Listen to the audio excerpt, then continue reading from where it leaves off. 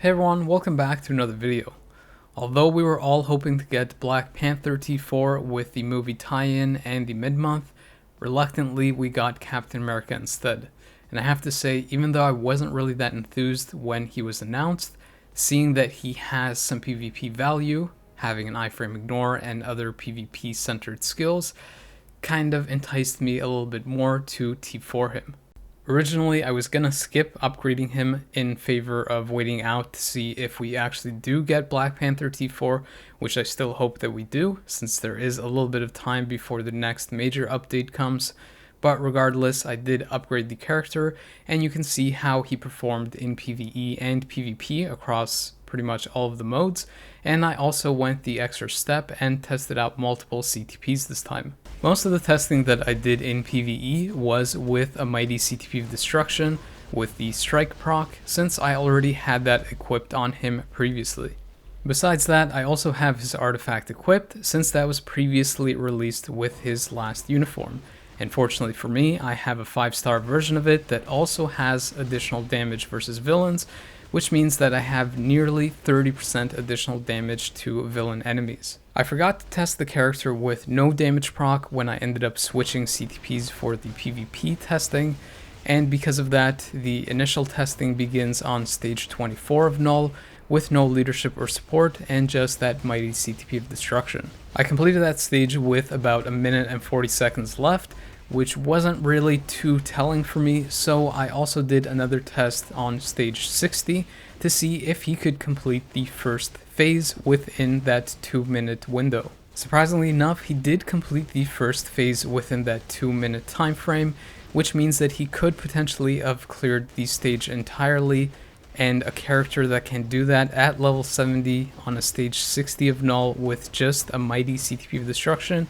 indicates that the character is pretty strong for PvE content like World Boss Legend. To get yet a better view of the character's PvE performance, I also took him into a stage 39 of Mephisto, where he does have a type disadvantage. However, because he does have the leadership tag, I also have the benefit of running very strong support characters like White Fox. One of the most notable changes with the new uniform is that the third skill now has the damage accumulation that was previously on the ultimate skill, and it no longer needs to be stacked up by taking damage, but rather by dealing it. This is a really good change for the character because he has access to that damage accumulation buff more often,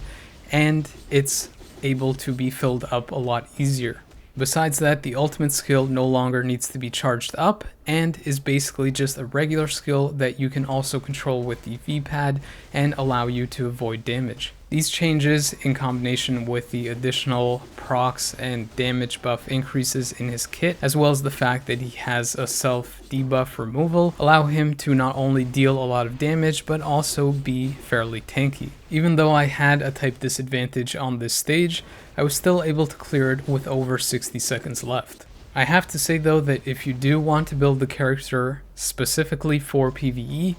a CTP of Rage, like many other characters, is probably your most ideal option, considering that the character, although he can function with a single skill damage proc like the destruction that I'm running, he isn't really too proc friendly. The reason for this is because most of his main damage skills need to be delayed cancel in order to get the most hits and overall damage from them.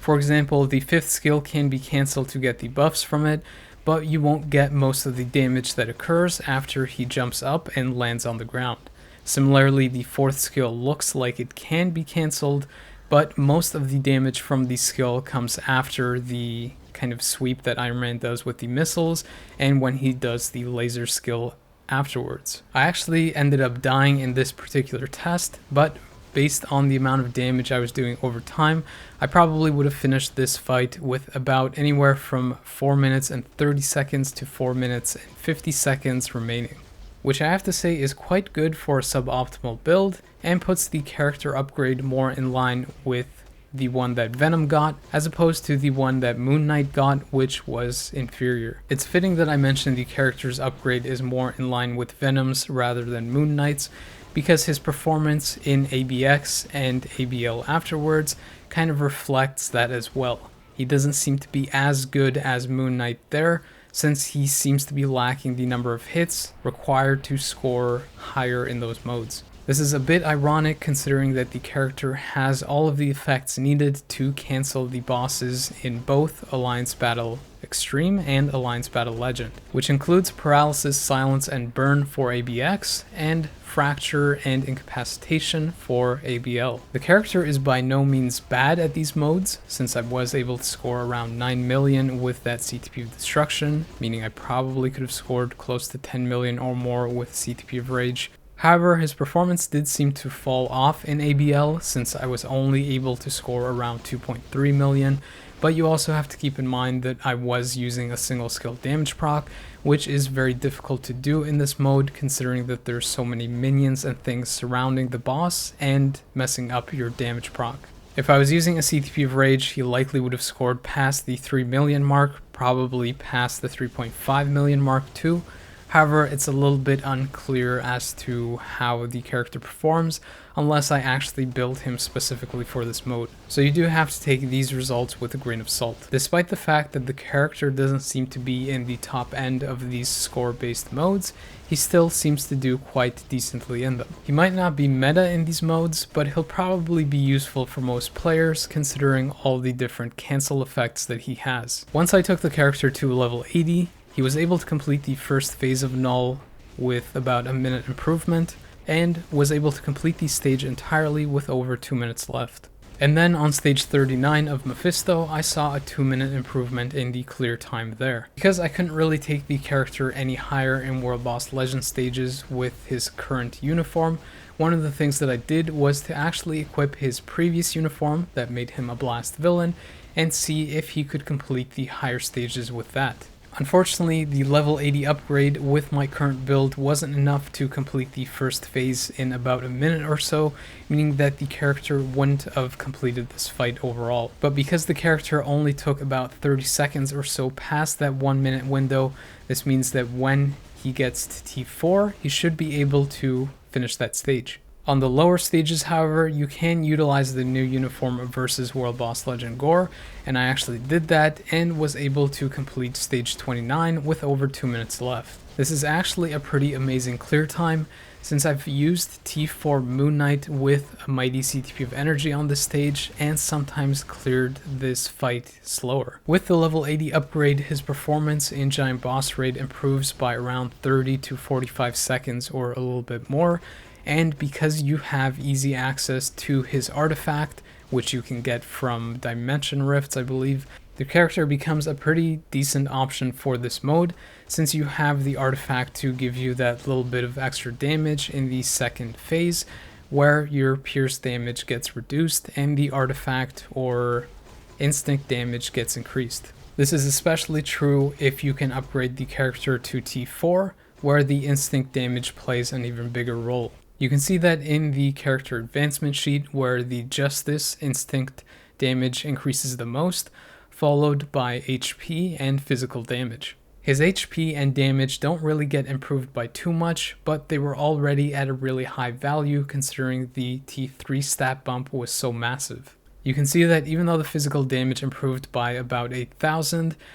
I'm pretty close to getting to 80,000 physical damage, which is pretty massive. The same is also true for the HP, which only got about an 11,000 increase, but I don't have a custom gear or CTP that gives me health, and I'm still closing in on 140,000 total health. In regards to the striker to use, your best option is likely to match it with the highest justice character that you have, so this likely will be either characters like Moon Knight, Iron Man, Hulk, Black Widow, or Blue Dragon. If you're using the character specifically for PvP, then I would probably lean more towards Hulk or better yet Black Widow, considering that both of those characters have iframe ignores, and the opponent will likely use a Blast Type 2 counter, Captain America, and Black Widow counters that type. I've seen some people asking what the T4 means when it says it ignores the amount of damage plus a specific amount of HP.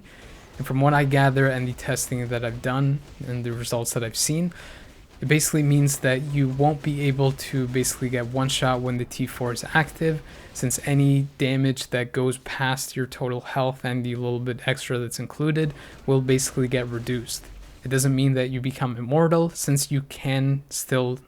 do take that damage, but it just gets reduced to smaller amounts. So in other words, just like Hulk's T4 is kind of split between you getting damage or getting damage mitigation, depending on the opponent's health, Captain America's kind of has both of them bundled together, with the mitigation or the damage reduction being a little bit lower and having a more restricted uptime of just about 3 seconds. You can see that I was able to complete stage 64 about 30 seconds faster than the stage 60 clear, which means the stage 60 clear would have likely been a little bit faster than that. Regardless, I'm completing the fight near that upper limit of the 3-minute mark, which means that the character can go even higher than that or finish the stage even faster, but is being restricted by the animations and phase changes. Where it previously took me about 1 minute and 30 seconds to clear the first phase, it now takes me 60 seconds, which means that I can complete this fight entirely, and I did so with about 30 seconds remaining. This kind of emphasizes the value of this T4 a little bit more, since similar to Iron Man, where he could switch to the villain uniform, you also have that flexibility with Cap, not only getting the villain uniform, but also the blast type as well. Additionally, because the character does have so many different uniforms, if you had any of his previous ones, you could also benefit off of his last uniform, which gave him elemental damage, and to some degree also get minimal usage from his female tagged uniform. If you're curious to know what rotation I'm using, the one that I tested is 3, cancel, 5, delay cancel after he jumps up and hits the ground, and then 4. Make sure to stay in the 4th skill, since the majority of the damage does come from the second part when Iron Man does the laser beam blast on top of the shield. You can also try to weave in the 1st and 2nd skill being cancelled before and after that rotation to fill up your ultimate a little bit faster. When you have your ultimate skill unlocked, you basically do the same rotation, but this time around you do cancel the 4th skill earlier so that you can proc and have most of the damage proc up on the ultimate skill. When you have your T4 skill available, you basically just use that whenever it's up, or if you're close to having your ultimate up as well, try to time it with that. If you're using a single skill damage proc, I found the best way to utilize that is to basically offset the proc off the start. So basically you would do something like 3 cancel 4 to proc on that in the beginning, and then when you have 2 seconds remaining, you go into the normal rotation of 3 cancel 5, delay cancel 4. You can see that with the T4 skill unlocked, I'm able to complete the giant boss raid in almost 3 minutes flat, or about 1 minute and 30 seconds faster than before, which I have to say is quite good for a single skill damage proc, and again, a suboptimal build. In Alliance Battle Extreme, I was able to score close to 10 million with the combat restriction setup, which is about 1 million more than it was at level 70, which means the character would likely cap with a CTP of Rage, and probably more so on the no restrictions day, where you can utilize Nick Fury and White Fox. I forgot that at level 70 I tested with the combat restriction setup in ABL, so you can't really see that comparison at T4. However, with Nick Fury and White Fox and that clearly suboptimal CTP of Destruction build, I was still able to score close to 4 million, which means that with the CTP of Rage, you should be able to easily get to that 6 million mark and get all of the rewards for the no restriction day. Even though Captain America's performance was surprisingly good in PvE, I was more interested to see how he would fare in PvP, which is why I tested him with 2 different CTPs. The first one that I looked at, and what these following clips are, is the CTP of Destruction. As you can see, the proc-based build wasn't really too bad, since I was able to one-shot Thanos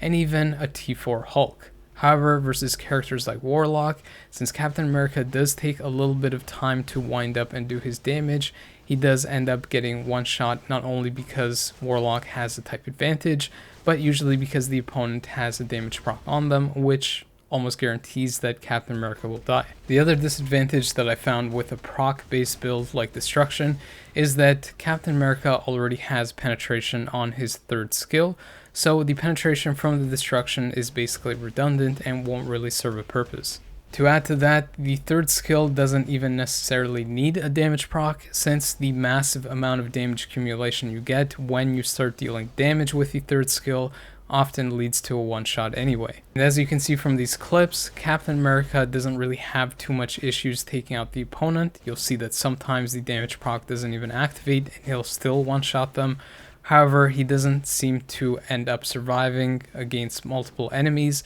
since his survival really takes a dip if you go with the damage proc build and not a survival based build. Taking the character to level 80 and then later on to T4 did seem to help with his survival just a little bit, but ultimately not enough to be able to survive all 3 enemies in a timeline battle. If you're mostly planning on using the character to burst down the opponent quickly in things like Alliance Conquest, then a proc could be okay, but at the same time, I'm not really sure that it's necessary. Regardless, if you do go with a damage proc, I'm pretty sure that a CTP of Greed would likely be better, since you already have the penetration built in, and you can get a little bit of super guard break immunity when the ambush effect activates. You can see though that the new uniform does make him quite good for PvP, since that third skill provides him a lot of damage, an iframe ignore, penetration, and also super guard break penetration to the opponent. Besides that, the character's AI prioritizes the third skill first, which means that you'll get all of those benefits right away,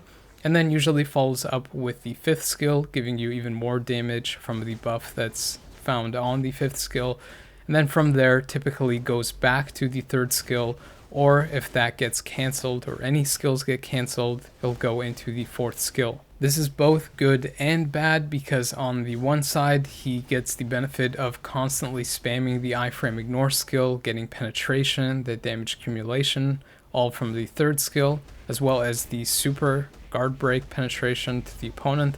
However, the downside is that the fourth skill also has a lot of benefits, which you really don't get to take advantage of because he rarely activates it. Some of those benefits include 5 seconds of invincibility, a bunch of different CC effects, and a small damage buff. On top of that, the fourth skill also has pretty good burst damage and lingering dot damage afterwards. You can see from these clips that the character does quite well in taking out the opponents, even characters like Gorr that have a lot of iframe ignore and even lockdown with their own super guard break. Captain America is still able to deal with them. However, versus opponents like Warlock, he struggles a lot, because, like I mentioned, he doesn't really activate that fourth skill to get invincibility, so if you are running a single skill damage proc or just a proc based build, he doesn't really have any protection versus him. If you play the character on manual, however, you can see the significance of the fourth skill and how much of a difference it makes. Oftentimes when you're fighting the opponent,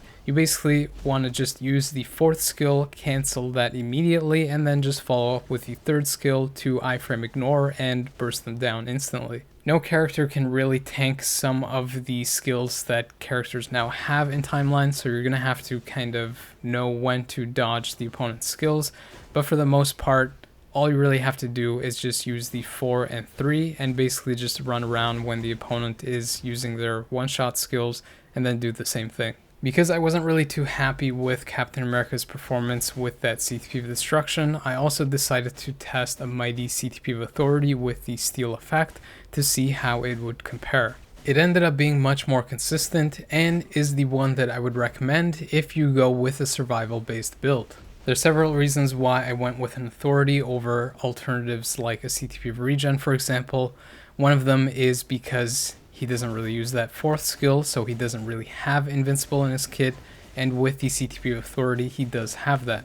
Another is because the healing that he gets from his fifth skill is pretty limited, even though he does spam it frequently. It's only 25%, so at the most you'll probably get a little bit over 50% from that activation. That's not too bad, but one of the other main reasons for the Steel Authority is because he gets that super guard break immunity, and oftentimes when he's using his third skill and you don't have that super guard break, you'll often get knocked out of it, and that's his main tool for taking out the opponent. To add to that, the third skill isn't an iframe skill itself and does have a bit of a wind up before the damage is dealt. So if you do fall under that 50% health threshold, you'll activate the CTP of Authority's effect and get the damage accumulation stacked up on top of the third skill's damage accumulation, but it will also guarantee that you survive through the third skill's activation to the point where you can actually deal the damage. You can see the evidence from this clip that I don't really need the damage proc from the CTP of Destruction to take out tanky opponents like Gorr, Thanos, or Hulk. Unfortunately, the character does still end up struggling against characters like Warlock, since Warlock is faster to deal the damage, whereas Captain America has a little bit of wind up to it, so the type of build that you use won't really make too much of a difference versus him. But regardless, the CTP Authority does add a little bit of extra survival, so sometimes you can potentially survive his second skill activation. The other benefit of using a CTP of Authority is that you can scale up the amount of mitigation that the character has versus villain types, since you can add certain supports like Shuri to be able to make him tankier, and that mitigation will stack up with the steal effect, getting to the very close 100%, meaning that you will essentially become immune versus villains and can just tank all of their damage. This is especially the case if you have his artifact, which gives him even more mitigation versus villain types, and you can stack up his mitigation from the uniform, the steal effect, a support, the artifact, and potentially even another support to definitely get that 100% damage mitigation, even without having to use a brilliant CTP of Authority. You can see that I actually tested out that theory in this next clip by using not only Shuri but Colossus as a support to get basically up to that 100% damage mitigation. The times when you see my health dipping down is when the opponent is often using incapacitation or effects that remove my own effects and have that mitigation stripped from me. You also have the capability of doing this with Cap because he has his own self-debuff removal. However, it's not really as good as the leadership ones, since those last longer and are guaranteed to activate, whereas Cap's has a 60% chance to activate when he's debuffed. Still, being able to actually have 45% extra health from his leadership, a self-debuff, and all that mitigation is pretty awesome. Here is one last clip to show you just how easily the character can take out some of the top metas in Timeline, even without having to use that damage proc build that I showed previously. Again, all you really need to do is dodge some of the one-hit skills that opponents have,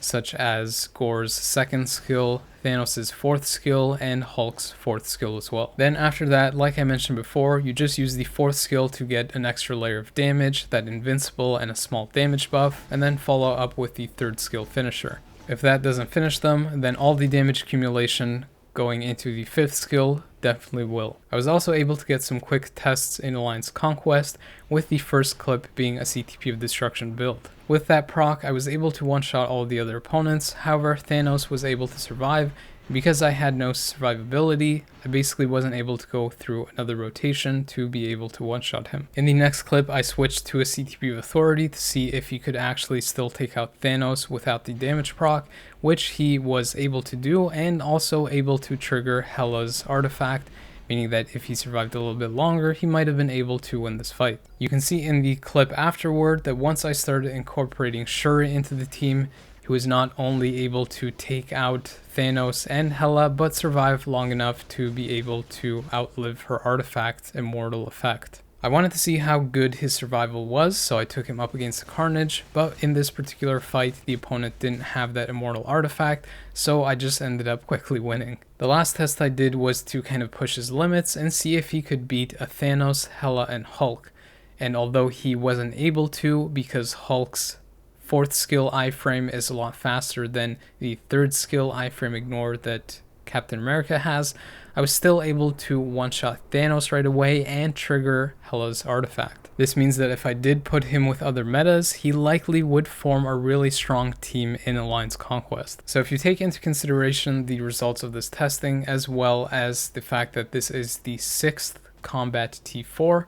Captain America is actually quite useful and provides a good amount of value to most accounts, considering that he can be used in World Boss Legend modes, ABX, ABL, and even has the possibility of being really effective in Timeline and even Alliance Conquest. Furthermore, most people have Captain America built up to T3 and have at least some of his uniforms, meaning the cost to T4 him is less in a way because you don't have to worry about the T3 cost as much, and you have the flexibility of using him in additional modes if you have certain uniforms like his villain one, for example. So if you haven't T4'd a combat character yet and are looking to do so in the future, I would say that Captain America is probably one of the better options as the first pick, since he provides you a lot of value across multiple modes. Relative to the other combat T4s, the character seems to be one of the top options for World Boss Legend and one of the top 2 options for PvP. However, for Alliance battle modes, Moon Knight and Namor probably are the better picks there. Either way, this is still one uniform that I would definitely recommend looking into for Black Friday. I wouldn't necessarily rush to T4 this character, however, if you're still holding out hope that Black Panther will get a T4. Anyways, that's the video. I did put a lot of testing and work into this one, so if you could please like and share this video, it would really help me out. And as always, I appreciate you taking the time to watch my videos, but the video is now over.